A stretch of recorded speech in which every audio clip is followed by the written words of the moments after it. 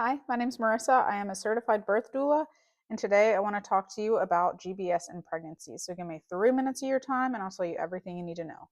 So, GBS stands for Group Beta Streptococcus, and it is actually a bacteria found in our intestines. So, it's a normal part of our gut microbiome.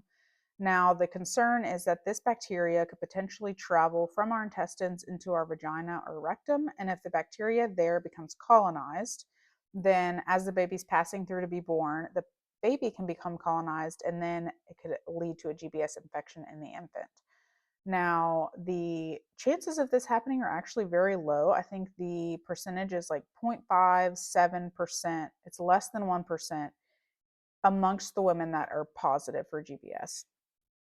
So the risk is very low to begin with. And there are a few concerns with the testing itself. So, because the bacteria in our bodies are always fluctuating, you could test positive for GBS, say at noon on a Wednesday. And then if you retest at 4 p.m. that same day, you could be negative because that is just the normal flow of bacteria in our bodies. The levels are always fluctuating. And then the second thing is the testing can only determine whether the bacteria is present in your vagina or rectum at the time of testing, but there's no way to determine whether that bacteria has actually become colonized.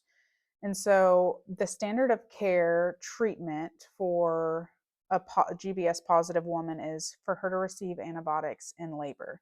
And most women don't want their babies exposed to antibiotics for good reason. We know that antibiotics disrupt our microbiome. And so, of course, a newborn baby who has not established their own microbiome yet, disrupting that before they're even born can cause things like asthma or allergies later on for them in life. And so, if at all possible, it's best.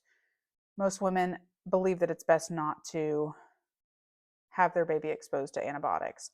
So there are actually alternative treatments. Um, Garlic and coconut oil are antibacterials, and so they can be used. There are herbal suppositories you can buy and use. And then there's also a strain of probiotic called lactobacillus that actually works directly inversely with the GBS bacteria in our body. So the higher the lactobacillus is in your system, the lower the GBS bacteria will be. And so those are all valid and great options. And I hope this video helps you determine whether you even want to be tested for GBS. And if you do get tested and you're positive, that you know that there are alternatives if you want to choose to decline the antibiotics in labor. I hope this helps. Let me know in the comments if you have any questions.